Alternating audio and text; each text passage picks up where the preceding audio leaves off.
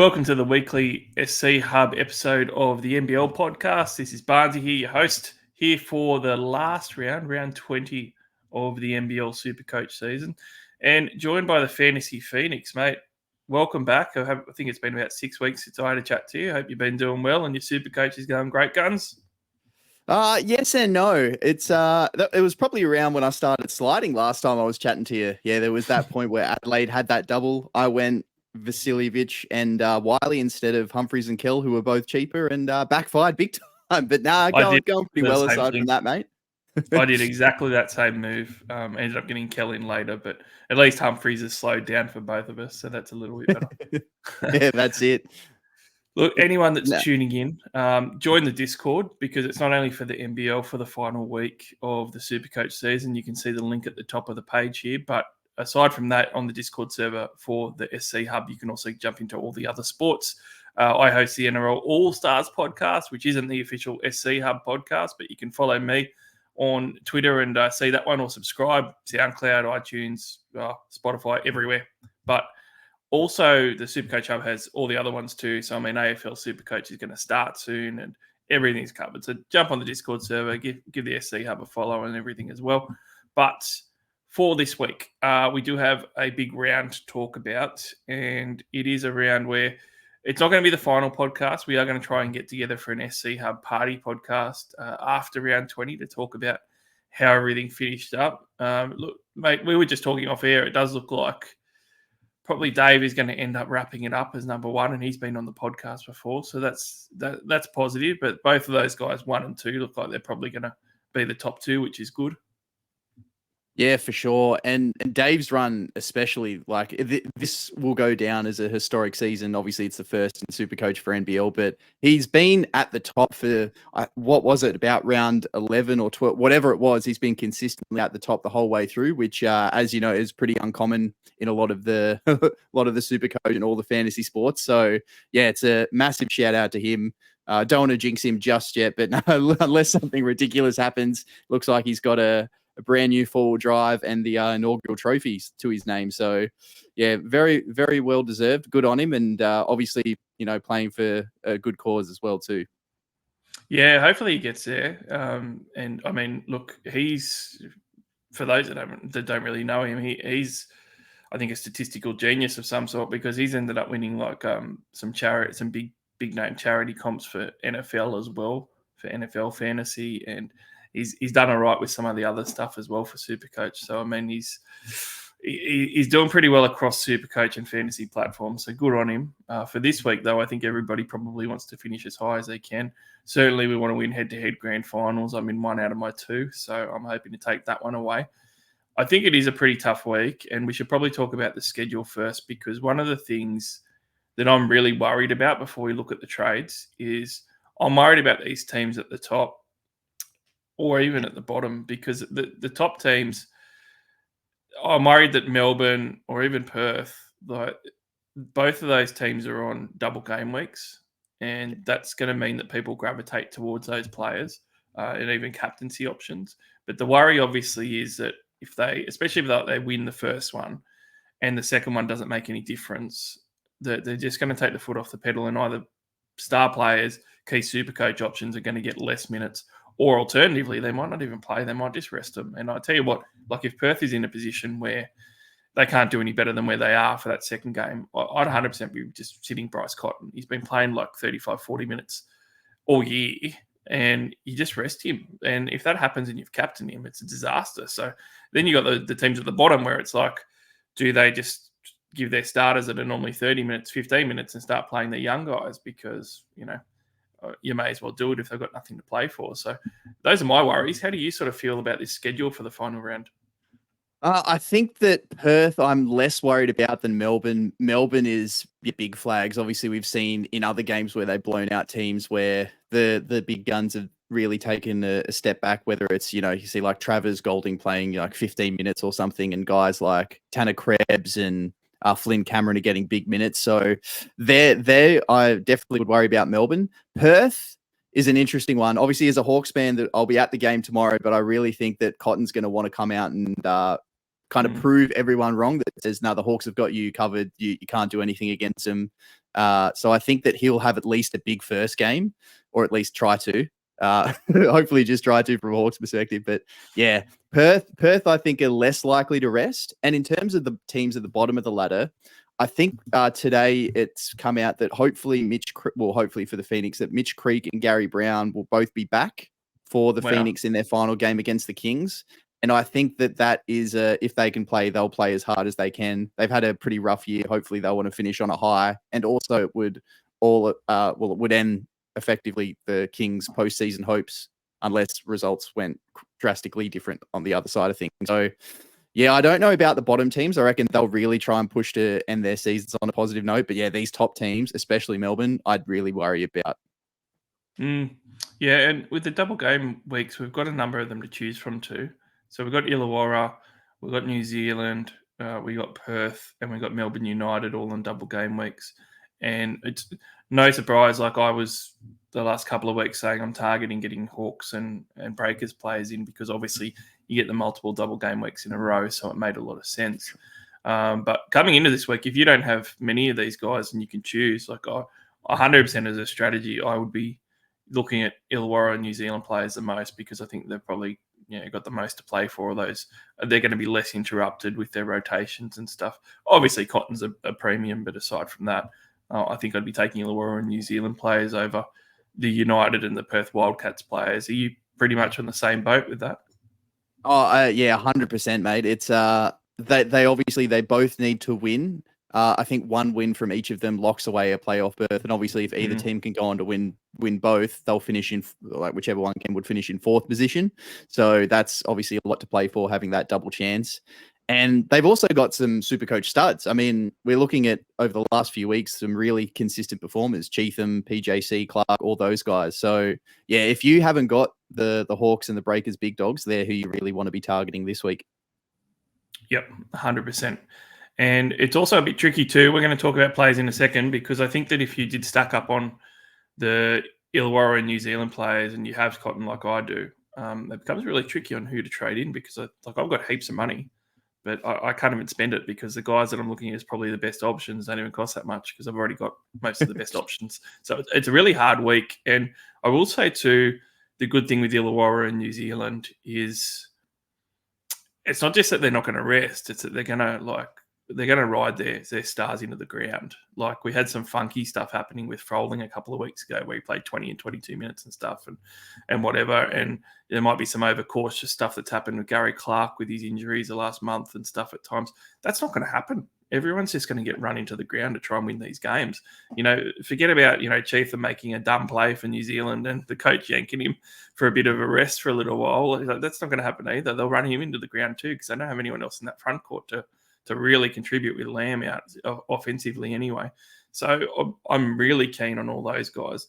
Let's have a look at what the market's doing, though. Let's check out Market Watch. And I tell you what, there is some really interesting decisions. The number one traded out player at the moment, Trey Kell.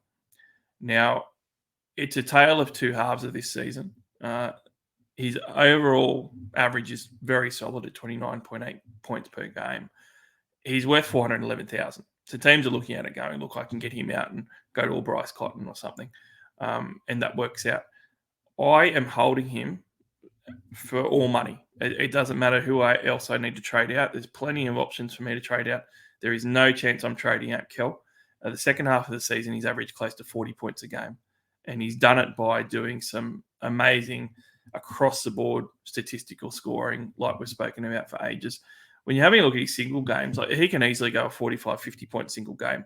And he's playing at home this week for the last game of the Adelaide season, and it's against the New Zealand Breakers, who, if they win that first game at home against Brisbane, and I think they will, the pressure is off them as well for that second one a little bit. But being the last home game in Adelaide for the regular season, Kell, with how he's been scoring, arguably the number one option the last couple of months, I can't possibly trade him out. So I'm against this one. I think Kell is a good option to hold on to, unless you really, really don't have, say, a Parker Jackson Cartwright or something, and he's your only way to get him. Yeah, as you're saying, he's been going off the last half of the season. And if New Zealand lose to Brisbane, Adelaide have a chance to end their season as well, which is always that extra motivation. I mean, we saw that a couple of years ago where the Phoenix had nothing to play for except for ruining Perth's finals chances. So if that's the case, I can see Adelaide come out guns blazing. But also a little bit of a side note with the actual side, the NBL, if they're looking to get, say, a Brian Goorjian in, you know, one of the best coaches that this country's seen, he's probably going to want to impress to try and see if he'll bring him back. So I can't see Kel not giving it his all, at least by his own choice anyway. So I think if I had Kel and I had Parker Jackson Cartwright, I'd be keeping Kel, even if it's just on the bench on that single. Yeah, and I think that's a good point with Gorgon, because people need to remember, like with some of these teams at the bottom, we were saying they might rest players or whatever. Adelaide's like a third of their roster is signed for next year or less, and the rest of them are unsigned. So all these guys are going to really want to impress.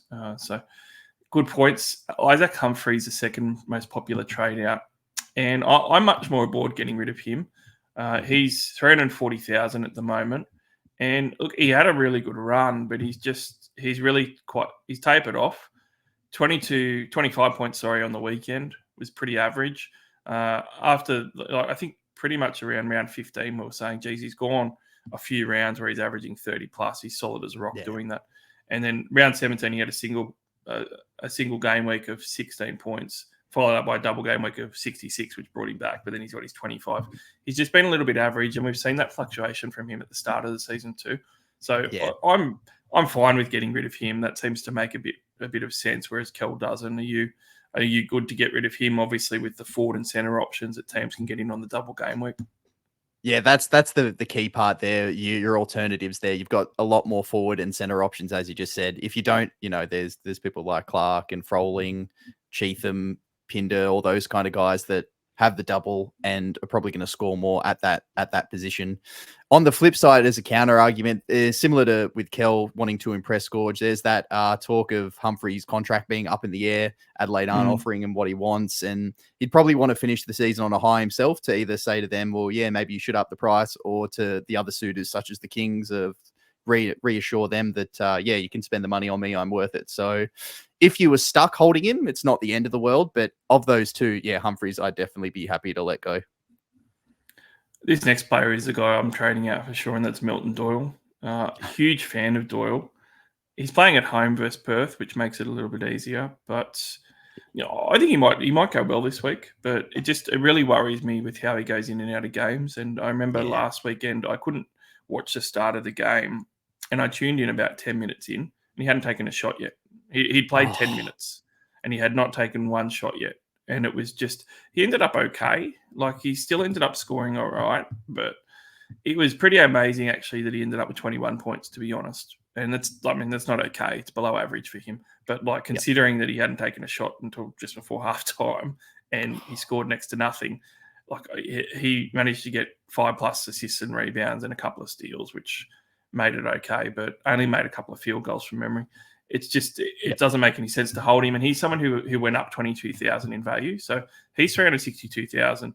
If you consider there's only like a 50K difference between him and Kel, if you're holding on to Milton Doyle and you're selling Kel, try and find a way to get an alternate second player and sell Doyle instead, because I'm pretty down on Doyle for this week, even though I've really liked him for the season. Yeah, I agree with you there. That was shortest leg of a multi was Doyle to hit 10 points. And I think he's done it in nearly every game. And I think he took 4 shots for the game or something like that. So, but on the flip side of it, it does show, and he has shown it in the past too, he can stuff the stat sheet a bit as well. Like, there's games where he's been held to lower scores, but has still done fairly well super coach wise with the assists and the steals and rebounds. But that was not his best. And like we were talking about with the top 2 teams, Tassie pretty much have third wrapped up. So I don't think that there's a realm, unless they win, and I think Perth lose both by a certain margin. I'll have to double check, but they might not have heaps to play for either, aside from, again, just giving the fans a show and having a bit of momentum going into the playoffs. So Doyle is one that you can move on for sure. Yeah, and he's a guy who seems to step up when they need him. And if they don't need him, then he's not going to. He's pretty casual. So there's a whole heap of mid guys here that are just, easy sells. Magnay, both the Gax, McVeigh, Air, None of these guys are on double game weeks. The only guy that I will mention, I just hope to hold Denzel Valentine. And I think that he's just been, for his price point as well, like he's just been quite impressive. Like you look at the last couple of weeks, like last week he had 33 on a single game week. And he's almost, it's basically been Jalen Adams and Valentine for the last few weeks. The Kings haven't played well, but those have been their reliable options to create offense.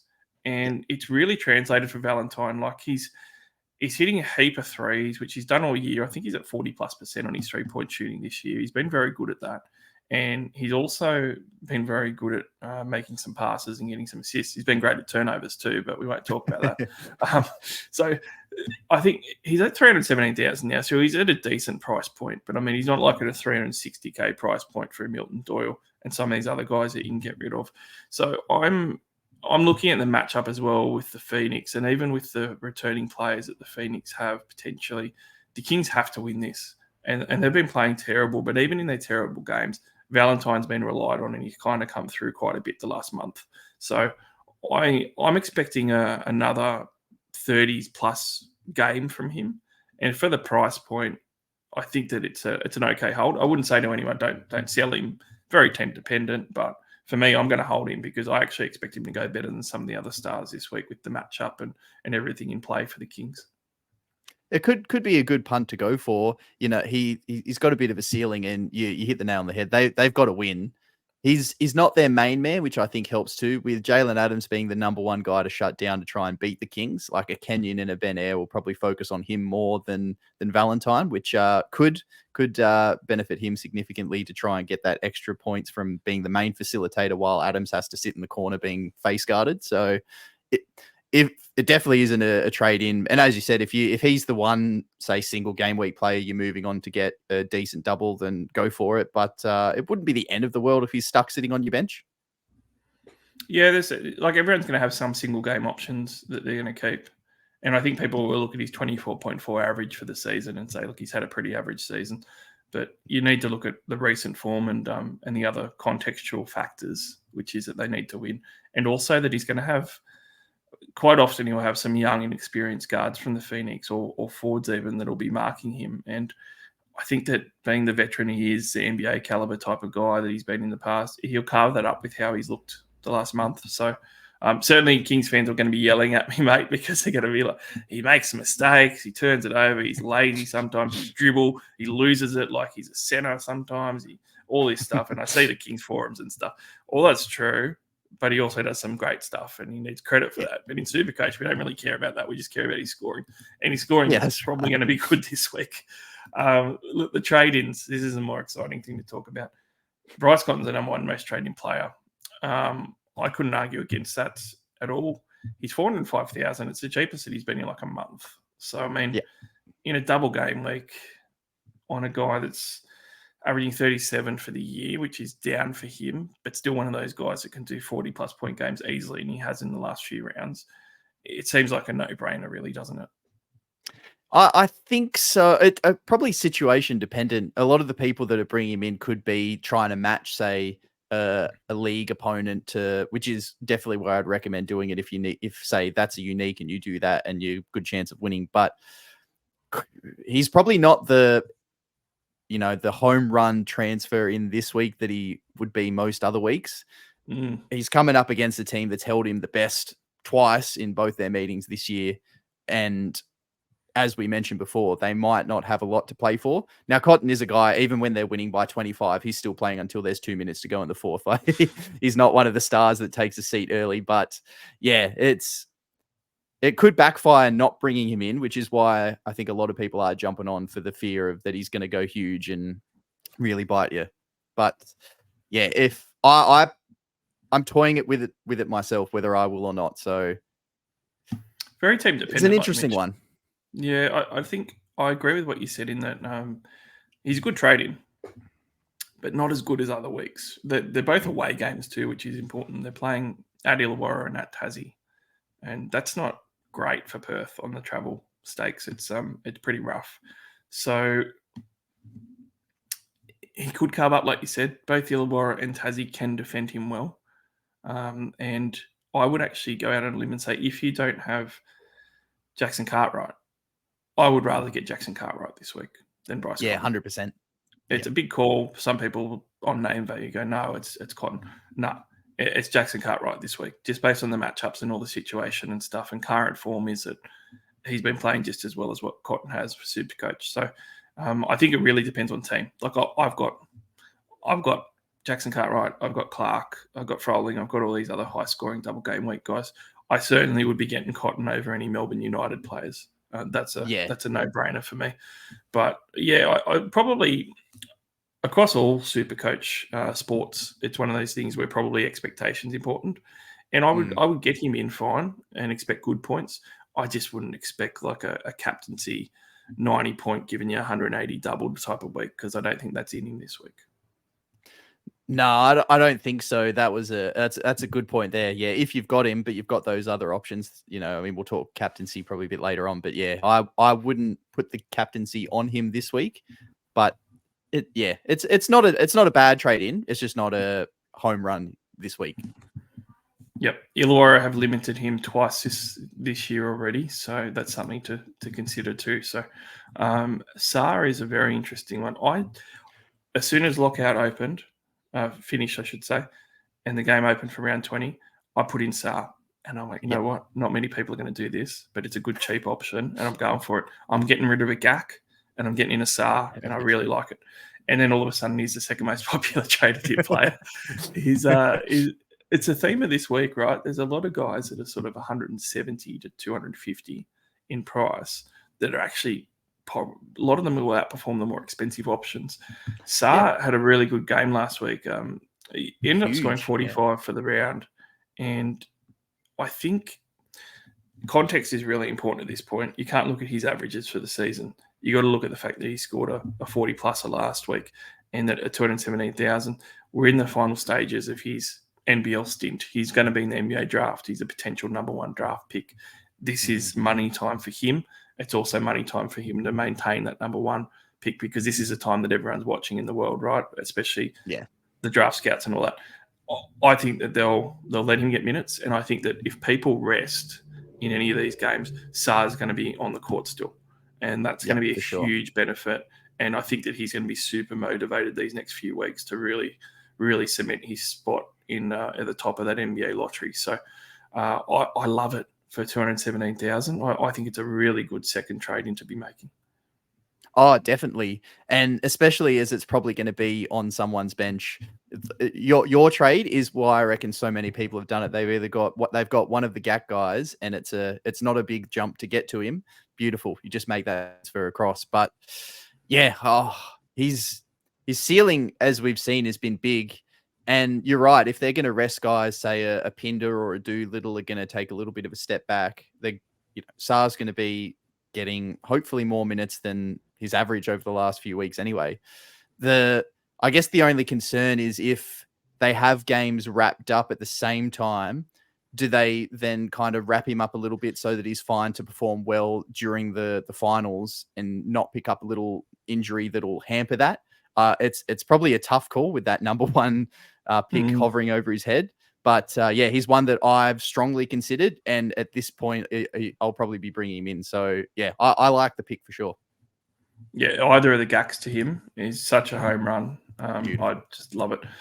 JLA, bit of an enigma this year. He's thrown out 4,000. I think a lot of teams can afford to get him. But he's averaged 31.4. That's low for him. He should be a lot better than that. I would have expected at least sort of 5 points a game better than what his average is. He's been up and down, in and out of the team even. Last week he had a 42-point round. That was great. And really, like his last few rounds, he has been good. He's gone 42, 30 in a single, and then 77 in the double game round. He has been good.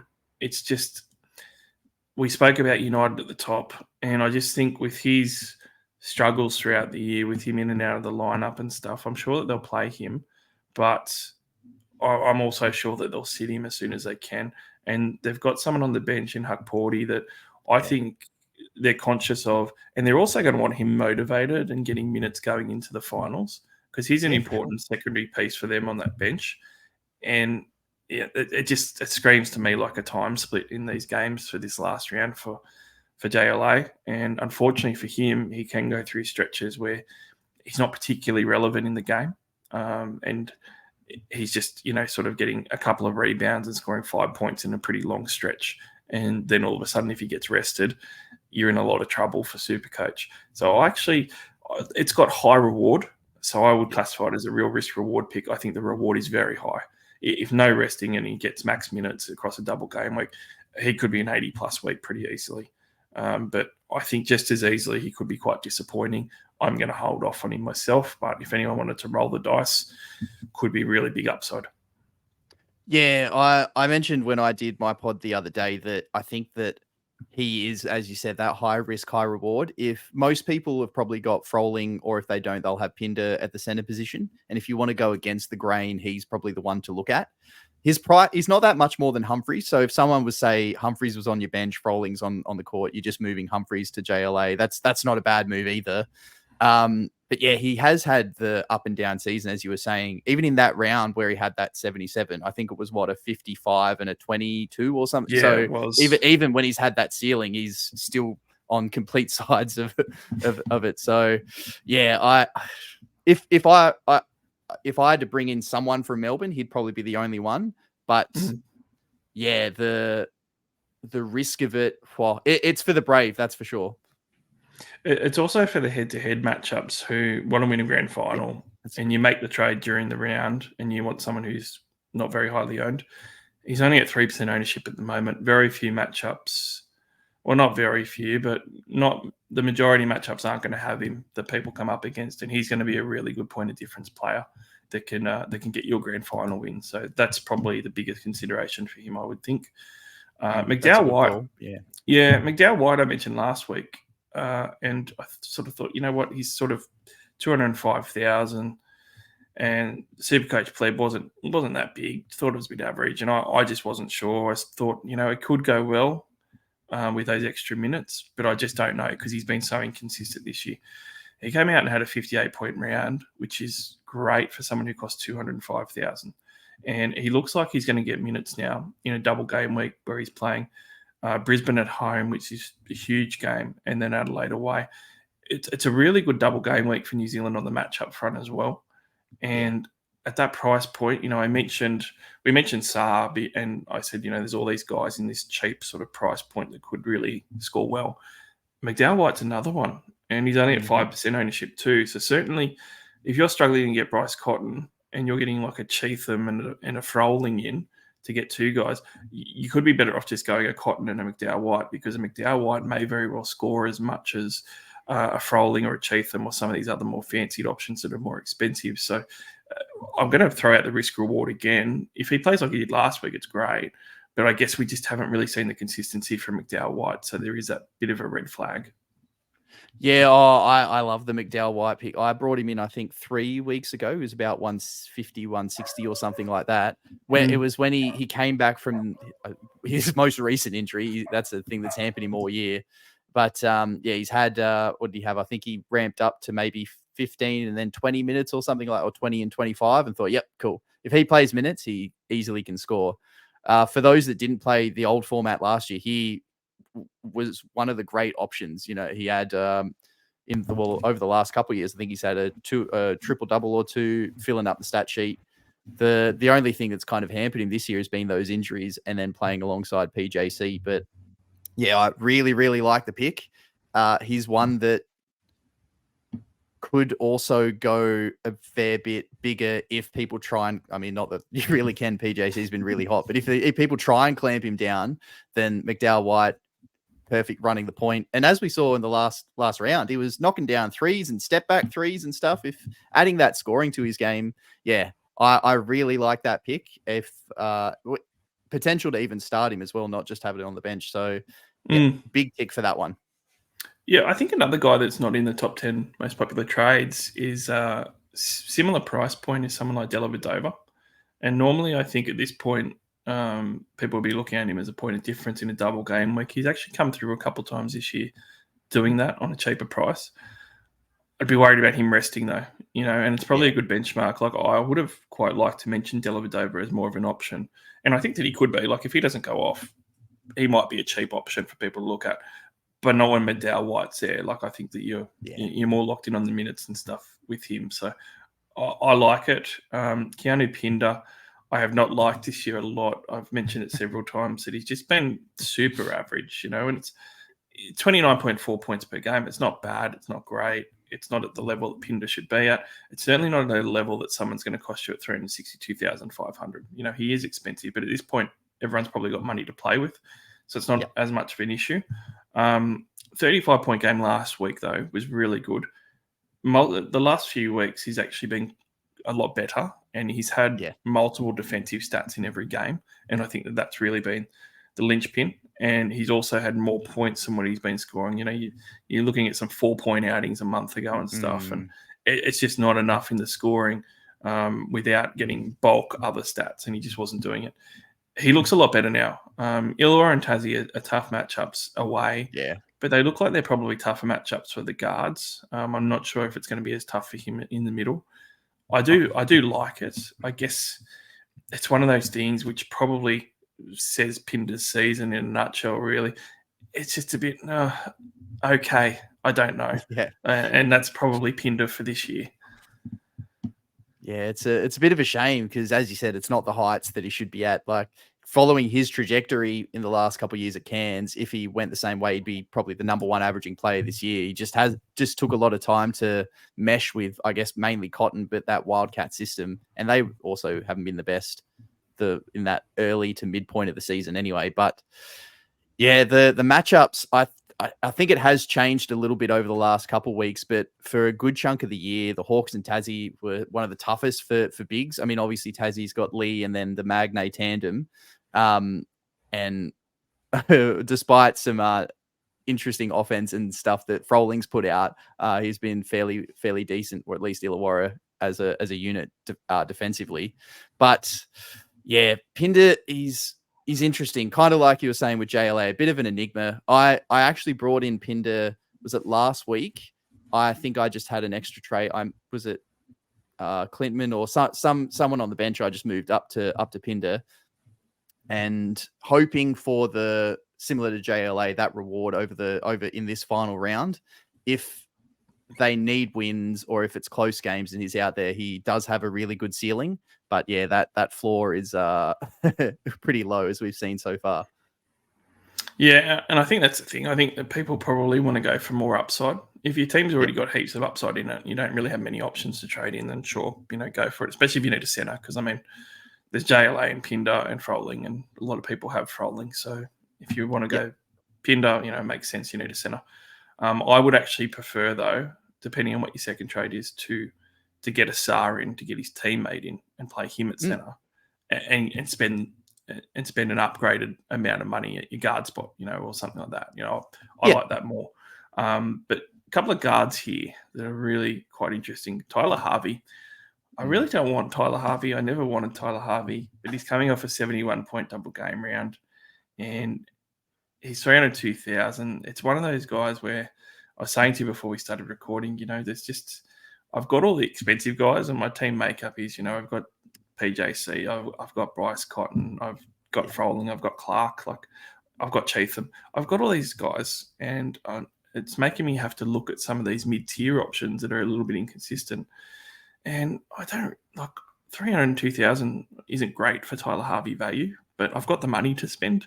And I was just looking at it going, you know what, I'm probably just going to have to go Milton Doyle to Tyler Harvey and leave Harvey on the bench for a double game week and just hope that he goes a 71-point round like he did last round. And if he can do that, great. But, I mean, even if he can do a 50, he fluctuates so much. You're a Hawks fan. He's had a 23.4 average for the season. And when you're looking at his rounds, rounds going back from 19, 71, 20, 45 in a double, 61, 69, and then he's got a 12 and then a 22. That's him. And he has been a lot better the last month and a lot more consistent, it seems. But he is still Tyler Harvey, right? So how do you see him as a Hawks fan for Supercoach? It's tough. Yeah, he's definitely has been better, and both Tatum and obviously the analysis people have talked about how some of the things his decision making in game has been a lot better too. He's not jacking up those crazy shots early in the shot clock as much as he has been earlier in the year. The good thing with Harvey is even when he's not necessarily performing the best, he somehow just is in the right spot to get that long board or the cheeky steal from a poor pass or something, which does help inflate his numbers a bit. Yeah. The other thing is he's fairly decently owned in the top echelon of players from memory. I can't remember the exact percentage, but in the top 5%, he's quite up there. So it could be an option to maybe look elsewhere on his team in that position. But I haven't got him personally. There's a world where I thought maybe I go him and play him, say, over a McDowell White on the court to try and counteract Cotton. Their matchups for the defensive side of things, it depends how they play. Because if Melbourne are playing seriously and you've got Shea Ely and Delhi and Clark that are playing big minutes against him, they're going to try and really lock him up. But if Melbourne are playing shouldn't say like the B team, but if they're playing the bench guys, then he can go big against them. So yeah, I don't know about the Harvey pick. I hope that he goes off in both games as a Hawks fan, but I'm not so sure. I think that there's probably some better guard options. Even McDowell White that we spoke about earlier, I'd be more comfortable bringing him in than Tyler Harvey. Yeah, I'll probably stick to Harvey for the upside, but McDowell White, I'm much more comfortable with the floor, and I think that's probably the differences. I don't like Illawarra's matchups very much on paper. I do think at win, it really helps on versus Perth, though. I do think that Perth are still susceptible to give up Supercoach points and scoring and get behind early, which they have done a few times lately. Melbourne, I'm much more worried about if Melbourne's playing their top side. That could be a bit of a bloodbath, but that's okay because we only need if Tyler Harvey goes 71 in a round, he'll go 55 in one game and 16 in the other. That's fine. We'll take it out. We can get it. PJC, I'm going to get on a limb here. PJC is a must-have. I don't throw around. My criteria for must-have is very strict. I don't have very many must-haves ever. PJC is a must-have. He's the first trading player for everybody that doesn't own him this week. So I mean, he's averaging 35 points for the season. He had an 88-point round last week. He's obviously got more responsibility with Lamb down. We wanted to see how that looked. It looks great, and he's going to do whatever he wants as much as he wants and play big minutes. And you just have to get him in. For me, I'm captaining him. I'm not even thinking about it, and I'm captaining him over Bryce Cotton as well. Yep. Yeah, I think that you're 100% right. He's the top priority. We've seen his ceiling even at the start of the year. He came out of that single or whatever and had a 51 or 54, whatever it was. He's got that big ceiling. He's hasn't really had a lot of floor games either, especially now with Lamb out, as you said. We saw this round just gone, even ignoring the 88 Supercoach points, but he put the team on his back. They got a very, very needed win over the Hawks, and a very commendable performance in game 2 against United, wasn't it? I'm pretty sure. But yeah, he is the main man on a team that needs wins, a team that is also playing for their heart and soul. Abercrombie's announced his retirement. It potentially could be his last 2 games of his career, and yeah, I think the whole team will really, really live for that. And someone that's got a high ceiling of PJC is scary how high he really could go this week.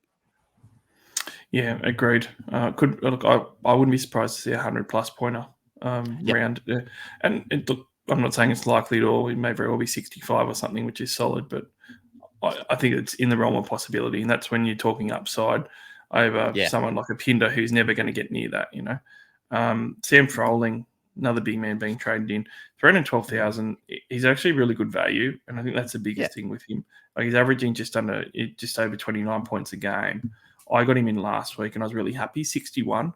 That's what you sort of want with a Sam Froling. You want that 30 pluses, and that's what he delivered for last week for the round. Much better than the couple of rounds before. It looks like that he's back to his consistent sort of 30-odd points a game. And like I said, I don't see them screwing around with his minutes or anything. I expect him to play a lot this week against Perth and Melbourne, so that's going to be good for him. So as a trading, I like it.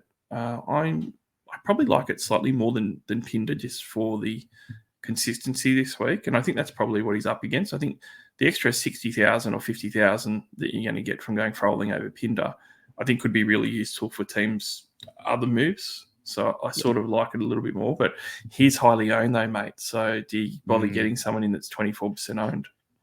Oh, well, maybe that's why people are going him, if it's to try and match those in there, whether it's league matchups or people who are chasing them in rank or however it is. But yeah,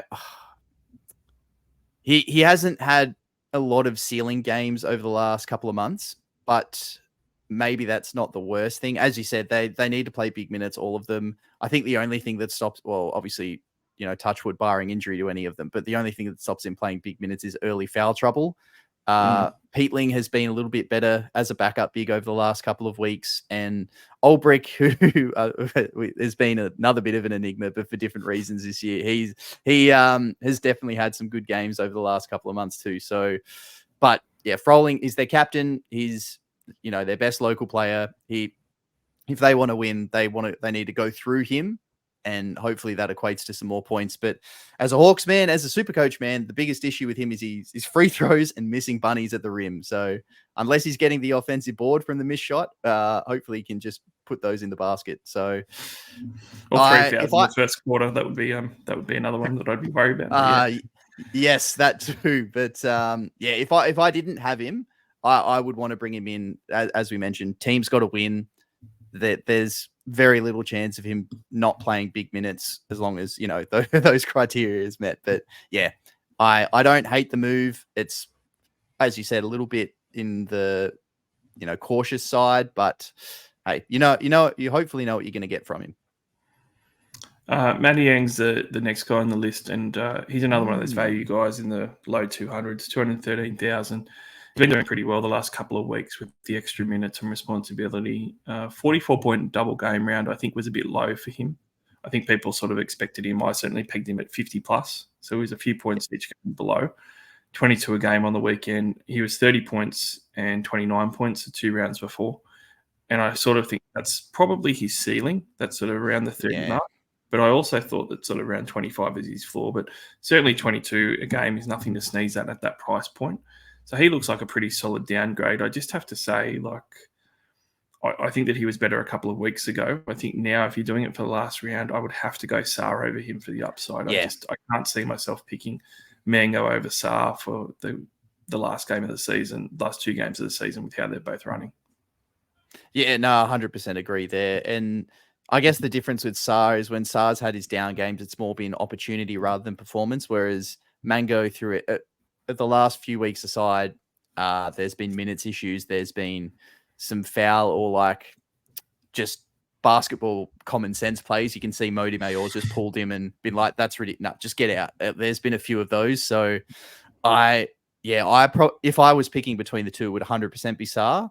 And for me personally, Mango wouldn't be one that I'd look at, but he is cheap, and there's a chance that he might go off in at least one of the games, and he might be a good bench option. But yeah, I agree with you. I'd be going Saar over Mango. The last guy on the list is another cheaper guy, 194,900. And I was actually, this reminded me of this. The other day I was talking to friends of mine that were going to Vegas for a trip, and we got the Vegas NRL game starting soon and stuff. And I was telling them, go to Fremont Street, the old Vegas. And at the very start of it, it's got the Heart Attack Grill. Great place to get some burgers and entertainment. Chris Golding is the Heart Attack Grill. He will send you to the grave. 194,900. And he's got a season where he's averaging 22 points per game, which is pretty poor. But having said that, he's got the name value, which I think a lot of people are looking at. He does have the upside, and he does have those sort of 30 to 40-point games in him. I think that you'll probably agree that guys like McDowell White are going to be better options, but he does have a ceiling. I actually thought he would have been a better option than what the numbers suggest. Now, one thing that I would get everyone to do that's getting the Heart Attack Grill into their side, look at his last few games. 11 points, 11 points, 28 points, 19 points. That is a real bad last 4 rounds, real bad. 75% of the time he's scoring in the teens for you. So you may very well get a week where he gives you 25 points across 2 games. It's. I guess the thought process is, mate, that he's going to have 1 out of 2 good games. He does have Cairns and he does have Illawarra. Illawarra is a bit tougher maybe because they're going to really want to win.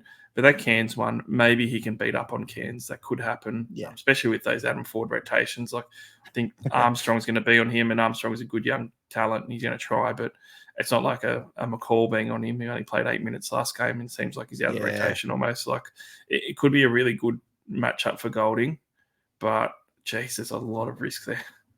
Oh, yeah, for sure. I mean, different story if United was the one that needed wins. He'd be one of the first people I'd look at. But we saw that his best games have come when they've essentially had no one. There was the game where they had no starters aside from him and Travers, or, Delhi, Illy, Clark were all out.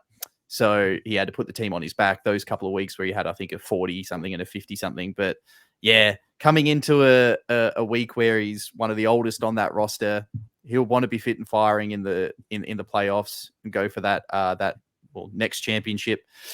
Yeah, I don't know if I like it. If you're a United fan or you've got a gut feeling, because he has been known to beat up on Cairns in the past, so it could be worth the punt for hopefully he gets, say, a 35 to 40 point game in that first one, and then maybe ends up getting a 50 to 60 point round. Yeah, I don't know if I could do it. I like the heart attack grill analogy, though. That would be how it would be watching it for sure. Yeah, I couldn't do it either. I think there's just too many other good options that are cheaper. And look, I'll mention a couple of guys that haven't come into calculations. His teammate is a lot more expensive, but Luke Travers is owned by a lot of teams. I think that a lot of those teams are going to be zombie teams at this point because he was very popular during the start of the season, especially. 347,000, he's not cheap, but he is guard forward eligible, which is really, really handy. And so you can get him in for multiple different players. I think that if he has slid down a lot this second half of the season. At one point, he was the 5th best averaging Supercoach player, and now he's the 17th best averaging Supercoach player, which is nothing to sneeze at, but isn't as good as what he started the season at. He is going to come into a double game week where I think normally we'd look at it and go, he's a really good trade in, and he should be in there as an option for teams. But because of the last round, he would be one of those guys that I would expect to get rested if they're not going to, need to win or put on points or anything. So it's a bit of a hard one because I think 3 weeks ago, looking at this and all the factors, I would have gone, I really like Travers this week. But this week being the last games of the round, it's a lot harder. Do you think he's an option though, because people aren't looking at him at the moment? Oh, I mean, maybe he's another guy that's shown a great ceiling. He can stuff the stat sheet, rebounds, assists, a couple of blocks and steals, and can put the ball in the basket. But I think it was not last week or the week before he had that 11 or whatever it was. They really rested the guys, and if in that game he was one that they didn't rest as much, I'd see it as an opportunity this week. But the fact that they put him in that category of not only you just a starter and you are young, but no, we're gonna rest you and let the who is it, Flynn Cameron, Tanner Krebs, those guys have a bit of opportunity in those positions. So I like him. The price is a bit awkward, but I like him more than Chris Goulding. I like him more than most. Yeah, it's risky. It's a ballsy play. I probably wouldn't do it, but he does have a high reward. Yeah, I'll say with him, if he plays both games at his regular minutes, he will be a steal. But that's the caveat, and we just don't know. Last guy I'll mention that isn't on the list of the most traded in options is Cheatham. Now, I was a bit surprised. Cheatham was the flavour of the fortnight for the past 2 weeks. He was getting traded in both weeks so much. And he well deserved it. He's a lot more expensive now, which might have turned people off. But at 323,000, I still see it as a worthwhile trade in if you don't have him. He had a 63-point round on the weekend. We spoke about how they're going to have to give him minutes, and they are playing Brisbane and Adelaide, Brisbane at New Zealand, which is really handy. I really like it. And if I don't have Cheatham, I'm looking at it going, he might sneaky outscore a Froling, and he might even outscore a JLA if he doesn't get the minutes.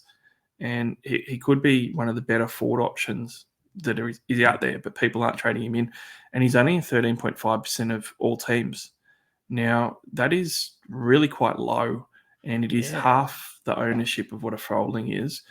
And he's probably got just as good a ceiling, and he's probably going to be just as consistent at the moment. So I'm a little bit surprised that more teams haven't pulled in Cheatham this week in their trades. Oh, yeah, for sure. I mean, he's right up there with, I think PJC and Clark, they're the two. You must have those two. I think Cheatham's number 3 of those players. Every team, or the top ranked teams presumably will have this, but every team should have in their guard spot PJC, and therefore it should be Clark and Cheatham. They all have something to play for. Their ceilings are all good. And Cheatham's also, like, he had that stint with the injury, that layoff. He's still building. So I don't think we've even seen the best of him yet.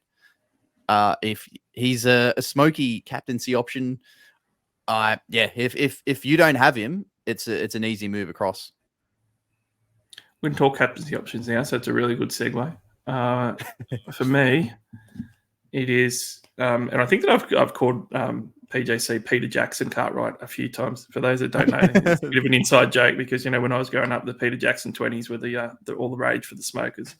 So the PJ 20s. Parker Jackson Cartwright. I do slip sometimes with the Peter. Parker Jackson Cartwright. He's the number one for me by far. Like, he's up here, and I don't even need to mention my other options, really. I just far and away, I'm all over him for this week. But I think that if I'm going 3, Bryce Cotton deserves a mention because double game week, if he plays his minutes, he could kill it. And the smoky for me, and it's become a smoky, even though it's probably popular a few weeks ago, Clark was underwhelming on the weekend. I expect a different Gary Clark this week, and I expect big minutes and him to fire up because Illawarra need to win games. So that's certainly my 3 for this week, but I can't go past PJC. Yeah, I think that's fair. Obviously, we've seen the ceiling. He's in form. He's the main man on a team that needs to win. I think Clark will be better. The fact that he scored what was kind of a poor score for him over that double, but he still was the main man in getting the Hawks over the line and nearly getting him over the line in New Zealand as well. Against two teams that they'll want to beat, they need at least a win to secure their spot. I think Clark will be better than what he has been. PJC is hard to ignore, but yeah, like I mentioned, Zylan Cheatham is that smoky as well. He's still building. I think that against their matchups, it is good. He's playing the forward spot at Brisbane. I'm not sure. I think Tyrell Harrison will be back from his illness or whatever that was. But yeah, going up against Josh Bannon, they'll be there for some rebounds. He's going to be more of an offensive threat.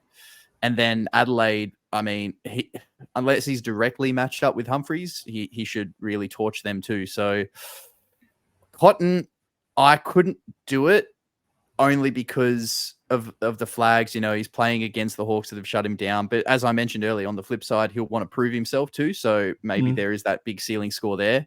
But if they do not shut him down, like shutting him down, it'll be instead of playing his 37, 35 minutes, he'll be playing 28 to 30. So he's probably still going to score quite well. But I think chasing the upside and all of those other guys are probably going to be lesser captain than Cotton. So I'd probably go with one of those 3. Yeah, ordering them. I reckon Clark and PJC are really close, and then Cheatham is around that level as well. But yeah, they'd be who I'd be going for. Yeah, I think Clark's going to be a really good point of difference if you think you're going to be chasing in your matchup, and it's hard because the Hawks play first game, right? So you're not going to be able to change your captaincy after the round starts, but you need to have a look at the other team and just have an educated guess. If you think you're going to end up behind, or you're the underdog story in this grand final matchup that you've got, then Clark I could really see as a real smoky for this round. And I'm going to go out and say, I'm going to go out on a limb here. One of those 2 games he's going to hit a double-double. Hasn't been rebounding as well as what he should have lately. He will get a double-double one of these 2 games, which is the other reason why I really like Cheatham as a trade-in too. He's gotten his double-doubles on the weekend, and he'll get one of those again, 2 out of those 2 for sure. So, look, we need to talk about the community results quickly. The SC Hub NBL community has been on fire. Round 19, all right, we had the 19th best scorer, which was Gerard with his Spider Pig team. Dylan Giddy's disciples at 28. Dylan's been killing it all year. Walker United so far. he's been great. Walker United I haven't seen before. Jordan, he got 34th and 47th. Beijing Space Flyers, Tyson's team, 6 in the top 100 at the moment, 33 in the top 1,000, and Dylan got the top score with 501 as well. It's been a great year for the SC Hub NBL community. So I haven't had you on for 6 weeks, mate, but it's good to do the round 20 with you with the Fantasy Phoenix here on board. And we'll try and do a post round 20 podcast with all the boys just to chat about the season and stuff and have a bit of fun. But this will be the last round of actual NBL SC Hub round podcast. So thanks for jumping on. It was kind of last minute this week, but pleasure to get you on as always, and good luck for your Hawks, mate. Yeah, thank you. It's always a pleasure to be on. As Barnesy mentioned, and I'm sure we will again soon. Yeah, with the community teams, make sure you jump in the Discord, getting amongst it. Some good banter as well going in there. So make sure you're a part of it. But it's been awesome. Been a pleasure to be on. Hopefully, we can all catch up and have a bit of a laugh and celebrate what's been the first season of NBL Supercoach. Definitely. Everyone jump on YouTube and subscribe, like, share around, and you can get that next episode at least. But jump on the community, jump on everything, like all the socials. Good luck for this week. Good luck with your trades and your captaincies. Head-to-head grand finals are here. And until then, chat to you hopefully around the same time on Wednesday next week with probably 4 or 5 of us on, which will be a lot of fun. Cheers.